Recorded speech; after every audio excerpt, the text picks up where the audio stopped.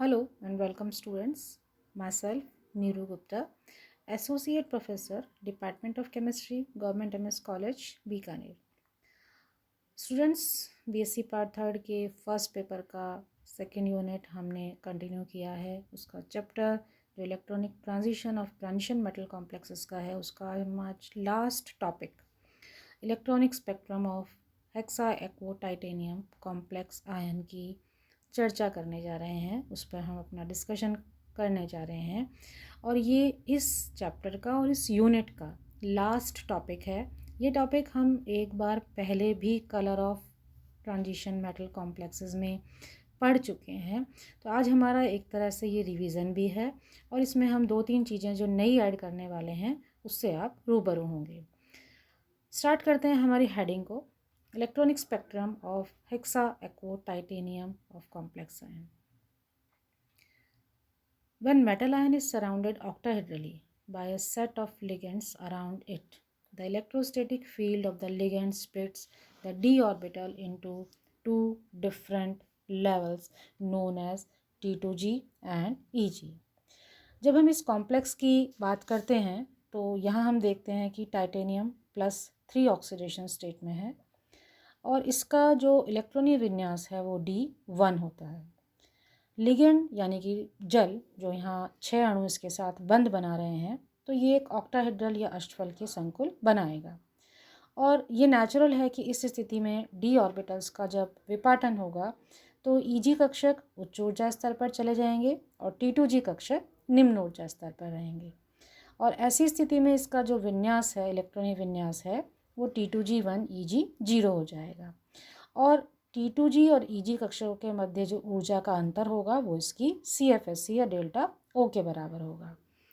तो यहाँ हम ये बात समझ सकते हैं कि D1 कॉन्फ़िगरेशन एक कैसा सिस्टम है। It is a system in which there is no electron repulsion. ये एक ऐसा तंत्र है जहाँ कोई भी इलेक्ट्रॉन प्रतिकर्षण नहीं है, because there is only one electron and 1-to-1 correspondence between electronic configuration and states, क्योंकि यहाँ एक ही इलेक्ट्रॉन है।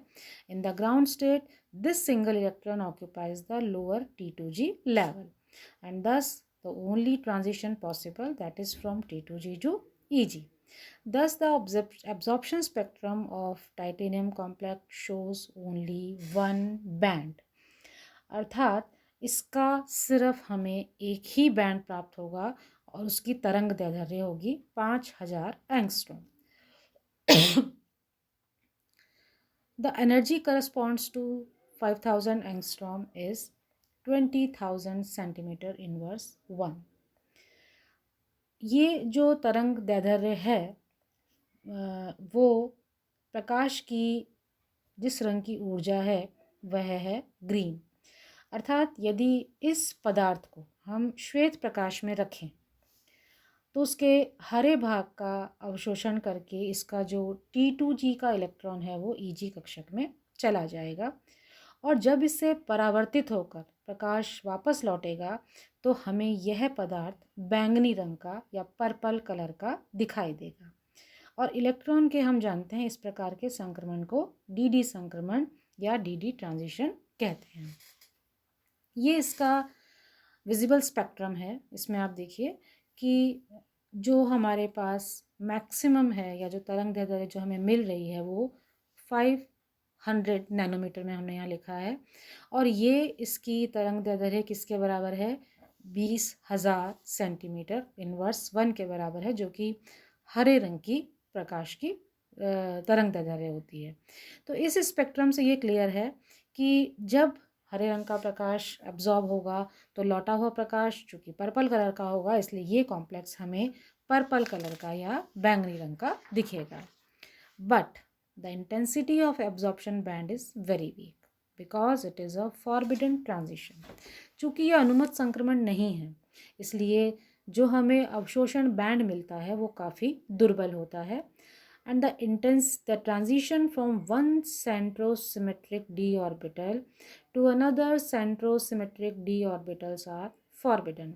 ये हम dd ट्रांजिशन में बहुत अच्छे से पढ़ चुके हैं कि एक सेंट्रोसिमेट्रिक एक केंद्रीय सममित डी ऑर्बिटल से दूसरे केंद्रीय सममित डी ऑर्बिटल में जब संक्रमण होता है तो वो फॉरबिडन होता है, अनुमत नहीं होता। And the magnitude of the splitting depends upon the nature of ligand.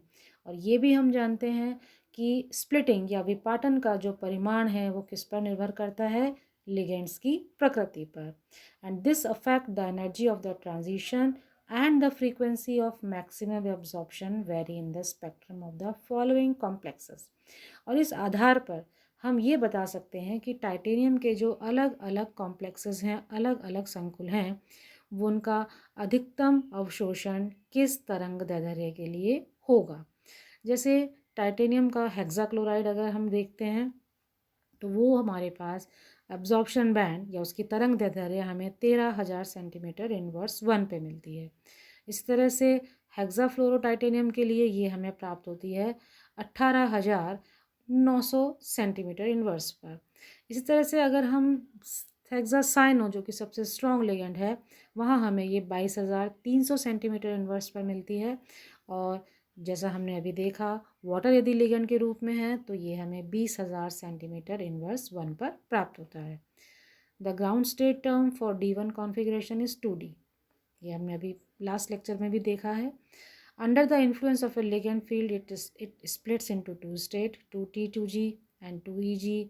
The lower T2G is the single electron d occupying state and the EG state corresponds to electron occupying one of the EG orbital, and these two states are separated as the ligand field increases। जो diagram हमारा पिछली slide में missing था, जो repeat हो चुका था, वो डायग्राम हमने यहाँ पर वापस इंक्लूड किया है। ये D1 लेवल का ऑक्टाहेड्रल फील्ड में स्प्लिटिंग का डायग्राम है, जिसमें आप देख रहे हैं कि D1 स्टेट के लिए जो हमारे पास ग्राउंड स्टेट टर्म है वो है 2D। जब 6 लिगेंड्स इसे अप्रोच करते हैं तो ये जो पाँच डी जनरेट डी ऑर्बिटल हैं, they splits into 2 states, 2T2G and 2EG। 2T is the lower from barycenter is -4dq and the EG orbitals are above of the barycenter +6dq। तो इस तरह से ये स्प्लिटिंग हम यहाँ शो कर सकते हैं। और इस स्प्लिटिंग के साथ हमें ये भी क्लियर हो जाएगा कि D1 इन ऑक्टाहेड्रल फील्ड, अगर ये डायग्राम हमें क्लियर करता है तो हम टाइटेनियम के अलग अलग कॉम्प्लेक्सेस के लिए उसका जो तरंग दैर्ध्य है उसके आधार पर हम उस कॉम्प्लेक्स के कलर या उसके रंग को परिभाषित कर सकते हैं या उसको समझा सकते हैं। तो ये आपका जो आज लास्ट इस चैप्टर का टॉपिक था, इस यूनिट का, वो यहाँ पर ख़त्म होता है। और इस यूनिट के साथ आपकी 2 यूनिट्स, यूनिट फर्स्ट जिसमें हमने 2 लेक्चर्स पढ़े, 2 लेसन पढ़े, 2 चैप्टर्स पढ़े, और यूनिट सेकंड जहाँ हमने अगेन 2 चैप्टर पढ़े, वो कंप्लीट हो गए हैं। नेक्स्ट हम अपनी यूनिट अगले लेक्चर में स्टार्ट करेंगे और वो होगी हमारी बायो इनऑर्गेनिक केमिस्ट्री या जैव अकार्बनिक रसायन। और तब तक के लिए थैंक यू।